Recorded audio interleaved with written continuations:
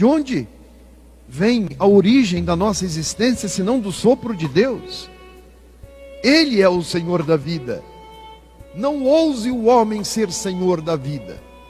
Excelentíssima senhora ministra Rosa Weber, relatora da ADPF 442, demais autoridades, senhoras e senhores.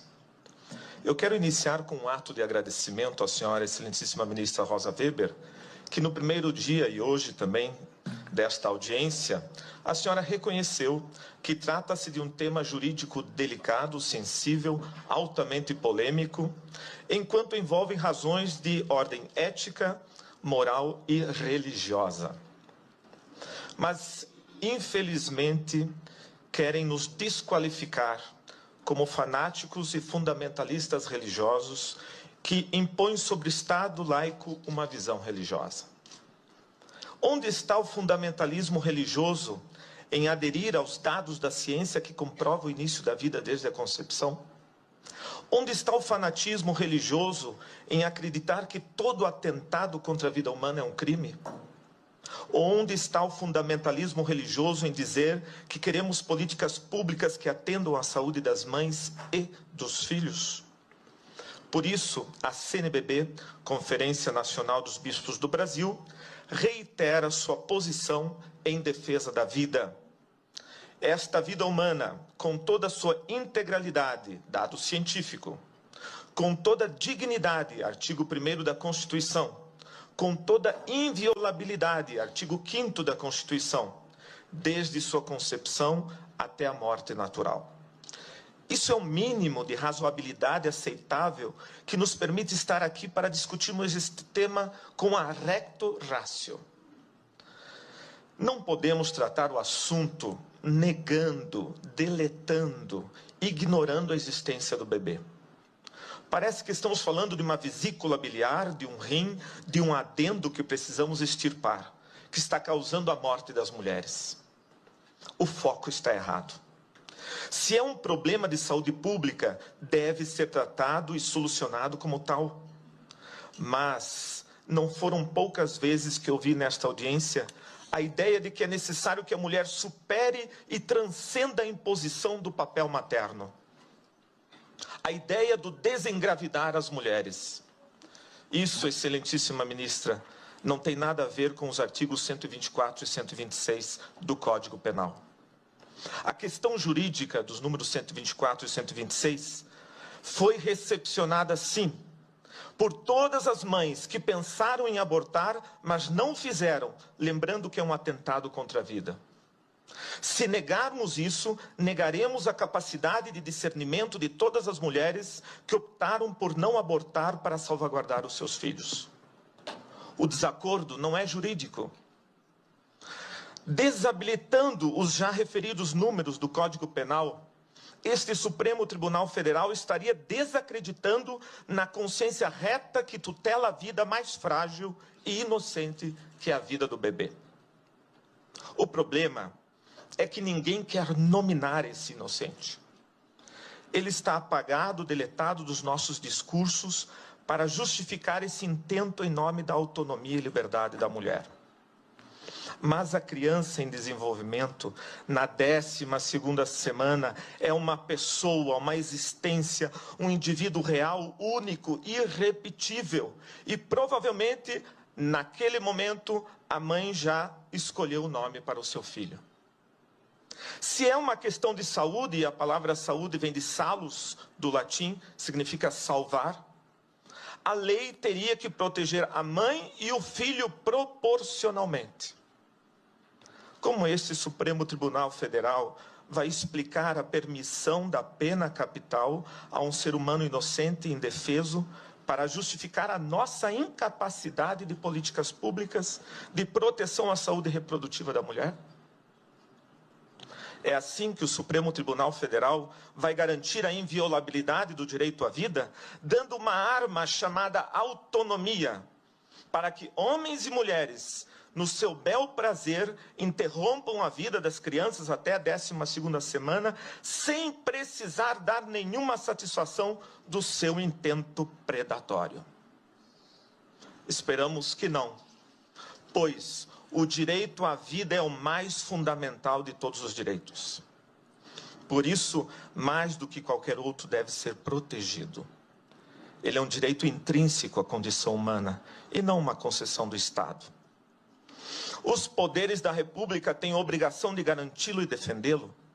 E não compete a nenhuma autoridade pública reconhecer seletivamente o direito à vida, assegurando a alguns e negando a outros. Essa discriminação é iníqua e excludente.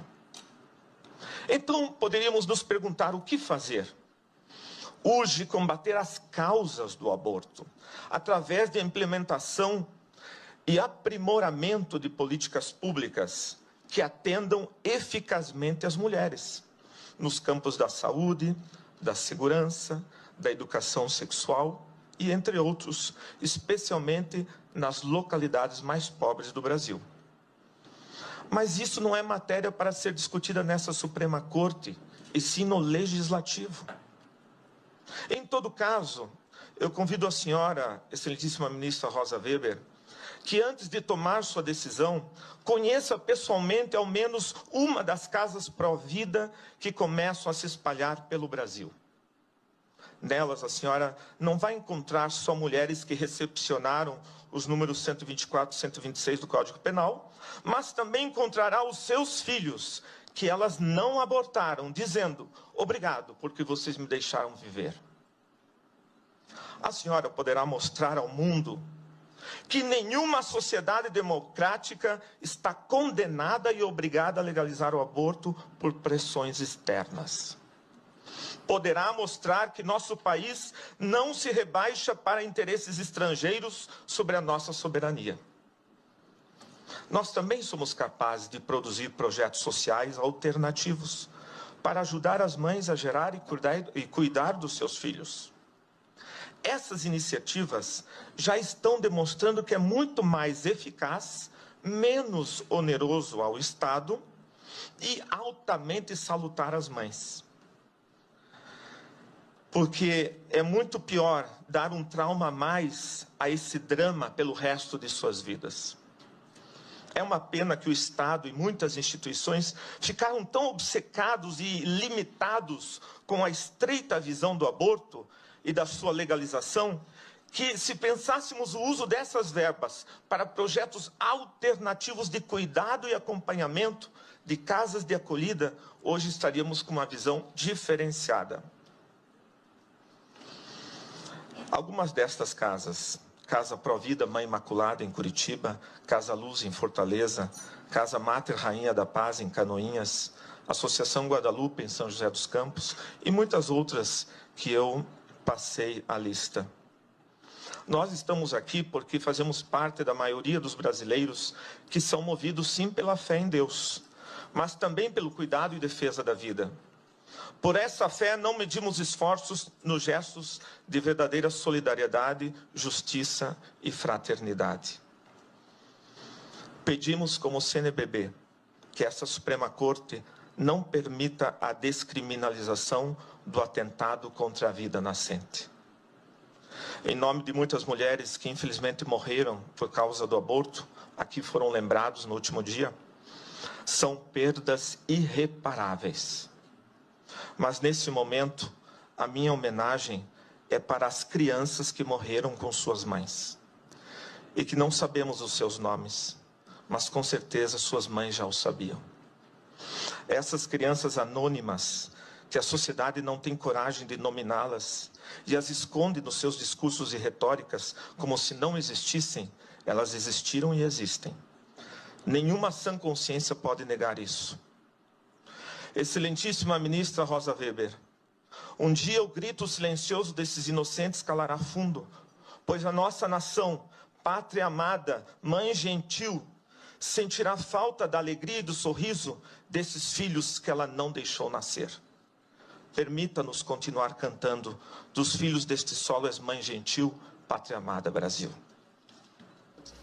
A vida, ainda que seja pequenina, ainda que seja uma vida franzina, ainda que seja uma vida severina, como diz o poeta, é vida. e não pode ser aniquilada. Está interligado como se fôssemos um. Tudo está